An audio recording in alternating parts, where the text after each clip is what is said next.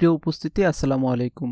আপনারা ইতিমধ্যে দেখতে পাচ্ছেন বিমান বাংলাদেশ এয়ারলাইন্স একটি নিয়োগ বিজ্ঞপ্তি দিয়েছে, যেটা হচ্ছে সংশোধিত নিয়োগ বিজ্ঞপ্তি। অর্থাৎ এর আগে হচ্ছে তারা একটি নিয়োগ বিজ্ঞপ্তি দিয়েছে, সেটাকে হচ্ছে সংশোধন করে তারা আরেকটি নিয়োগ বিজ্ঞপ্তি প্রকাশ করছে। তো এখানে দেখতে পাচ্ছেন পদের নাম, বেতন স্কেল, পদ সংখ্যা, বয়স, তারপর হচ্ছে শিক্ষাগত যোগ্যতা সবগুলো দেওয়া আছে।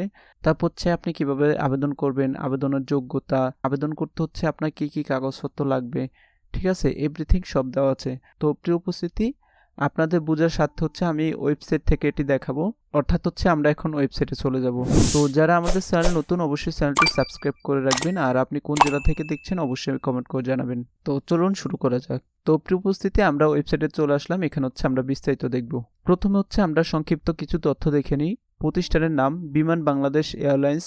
তারপর হচ্ছে বিজ্ঞপ্তি প্রকাশ, এটা হচ্ছে সেপ্টেম্বর 2025 তারিখে তারা প্রকাশ করেছে। বিজ্ঞপ্তির সংখ্যা একটি। প্রকাশ সূত্র দৈনিক সমকাল ও অফিসিয়াল ওয়েবসাইট। তো তারপর হচ্ছে চাকরির ধরন সরকারি চাকরি। ক্যাটাগরি হচ্ছে একটি। শূন্যপদ হচ্ছে 46টি। আবেদন করার মাধ্যম হচ্ছে সম্পূর্ণ অনলাইনে আবেদন করতে হবে। আবেদনের শুরুর তারিখ হচ্ছে 22 সেপ্টেম্বর 2025। আবেদন শেষ তারিখ হচ্ছে 21 অক্টোবর 2025। তারপর হচ্ছে আবেদন করার যে মাধ্যম সেটি হচ্ছে এখানে দিয়ে দিয়েছে, অর্থাৎ আবেদন করার লিঙ্ক। তো আপনারা আমাদের ভিডিওর ডিসক্রিপশন বক্সে আবেদন করার লিঙ্ক পেয়ে যাবেন, সেখান থেকে হচ্ছে আবেদন করে নিতে পারবেন। তো এখানে দেখতে পাচ্ছেন প্রধান নিয়োগ বিজ্ঞপ্তি সমূহ। পদ সংখ্যা হচ্ছে সিকিউরিটি অ্যাসিস্ট্যান্ট। তো বেতন স্কেল হচ্ছে 12,500 থেকে 30,230 টাকা। পদ সংখ্যা রয়েছে 46টি। এরপর হচ্ছে বয়স, অর্থাৎ কত বছর বয়স হচ্ছে আপনি আবেদন করতে পারবেন। তো এখানে রয়েছে 22/9/2025 তারিখ অনূর্ধ্ব 32 বছর। অর্থাৎ আপনি 22 সেপ্টেম্বর 2025 তারিখ হিসেব করে যদি আপনার বয়স 32-এর মধ্যে হয়, সেক্ষেত্রে হচ্ছে এখানে আবেদন করতে পারবেন। রয়েছে শিক্ষাগত যোগ্যতা। প্রথম হচ্ছে যে কোনো বিষয়ে স্নাতক ডিগ্রি, সিজিপিএ 2.8 এর মধ্যে হতে হবে। তারপর রয়েছে এসএসসি ও এইচএসসি পরীক্ষায় প্রতিটিতে সর্বনিম্ন জিপিএ 3.0 এর মধ্যে অথবা ডিভিশন সিস্টেম 2 বিভাগ।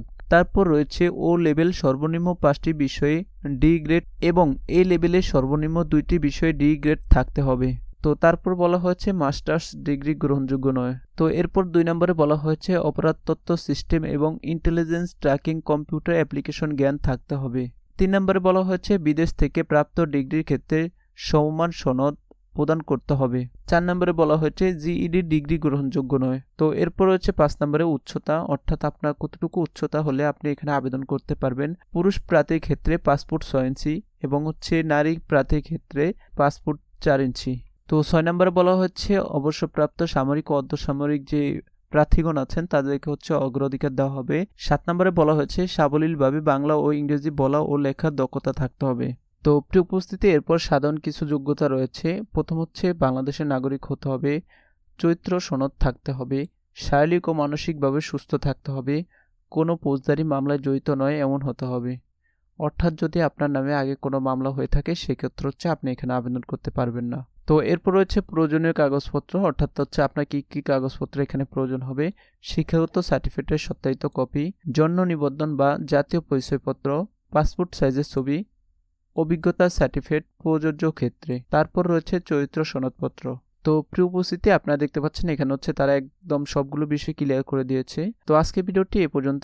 যারা হচ্ছে আমাদের চ্যানেলটি এখনো সাবস্ক্রাইব করেননি, অবশ্যই সাবস্ক্রাইব করে রাখবেন পরবর্তী ভিডিও পাওয়ার জন্য। সবাইকে ধন্যবাদ জানিয়ে বিদায় নিচ্ছি। আল্লাহ হাফেজ।